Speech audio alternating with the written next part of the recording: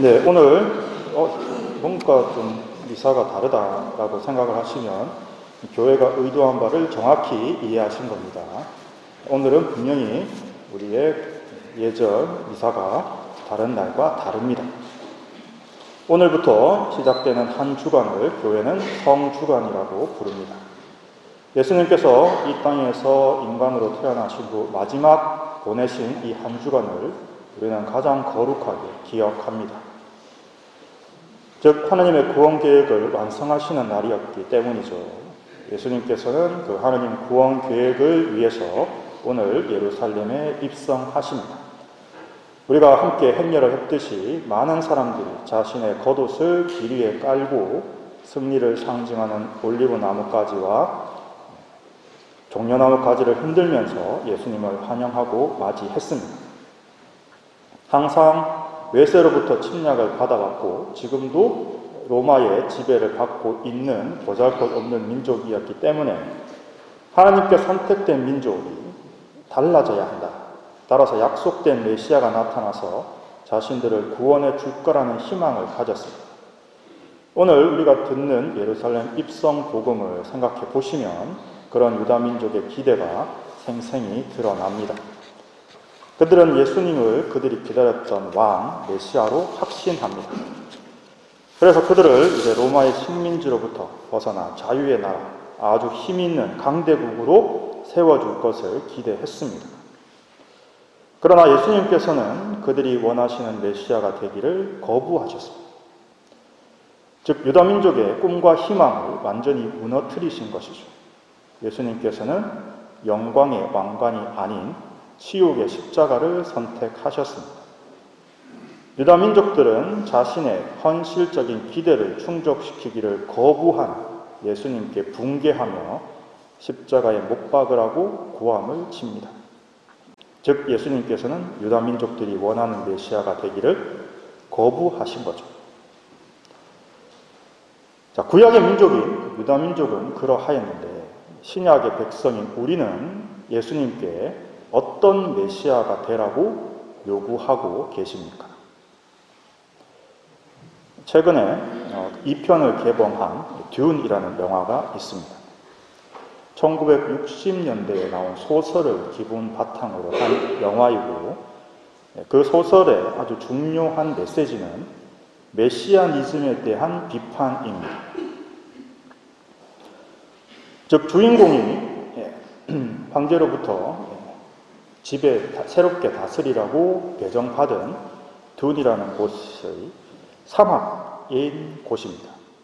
네, 그곳에 살고 있는 원주민들은 너무나 살기가 힘들기 때문에 메시아가 와서 우리 별을 살기 좋은 나라로, 살기 좋은 별로 만들어 주기를 바라고 있었습니다.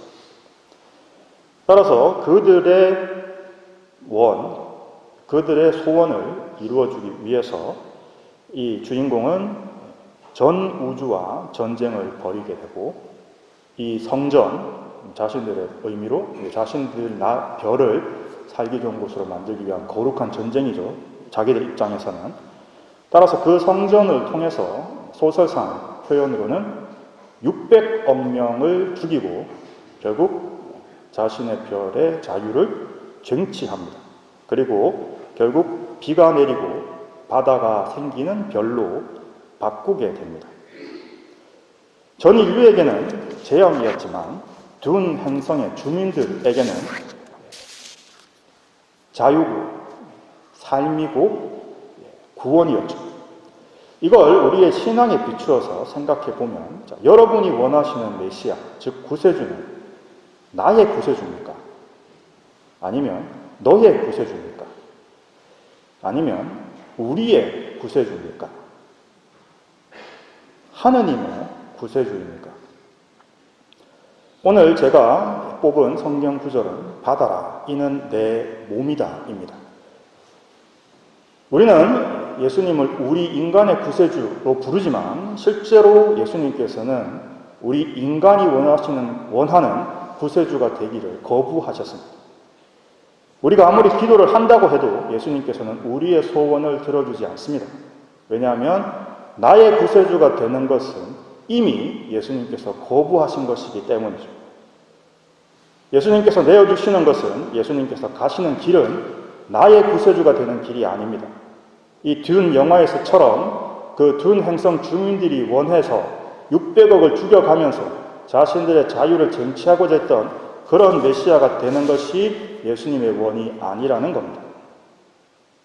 비록 그 듄이라는 행성이 사막이 되고 그 주민들이 그렇게 고생했던 이유가 그 행성에서만 나오는 스파이스라는 그 물질 때문에 전 우주가 전 세대에 걸쳐 그 행성을 착취하고 있었지만, 그렇다고 해서 그 주민들이 자신들의 자유를 얻기 위해 600억을 죽이는 것이 정당화될 수는 없습니다. 하나님께서는 우리 모두의 구원을 바라십니다. 나만의 메시아가 되기를 거부하셨죠. 따라서 우리가 예수님을 닮고 그분의 길을 따르겠다고 말하면 우리는 반드시 기억해야 되는 것이 있습니다. 즉, 나의 이익을 포기하고 죽지 않으면 모두의 이익을 달성할 수 없다는 거죠. 그 영화에서 주로 1대1 단검으로 일기토를 돌려서 결정하는 것들이 중간중간에 굉장히 나옵니다. 그때 주인공이 그 듄 행성의 전통에 따라서 외치는 말이 있습니다. 그대의 칼이 쪼개지고 부서지기를 라고 하면서 일기토를 시작합니다. 모두의 이익을 달성하는 방법이 무엇입니까?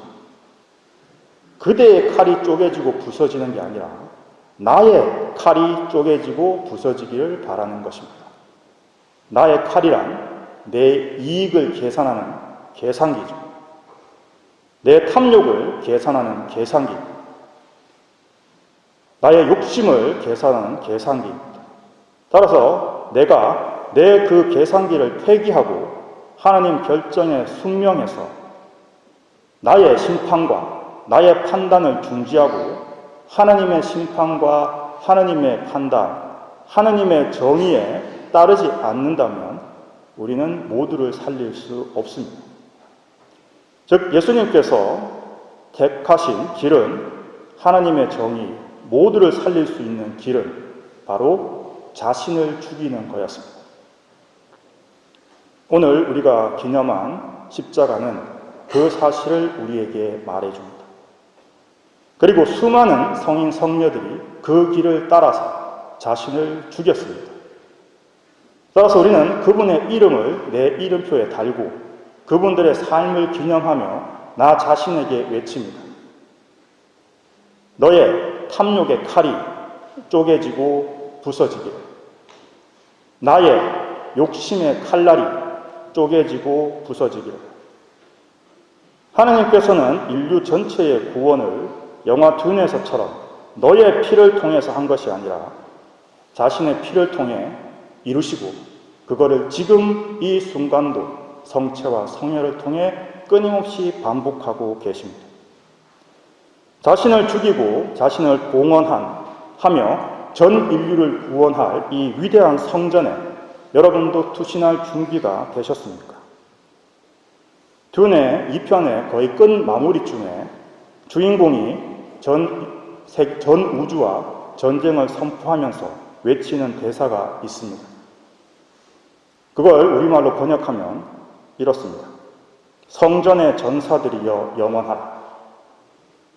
따라서 저는 이 말의 의미를 바꾸어서 다시 한번 여러분께 이 전쟁에 동참하기를 촉구합니다. 자신을 버리고 탐욕과 싸우는 거룩한 성전에 투신하기를 바랍니다. 성전의 전사들이여 영원하라. 아멘.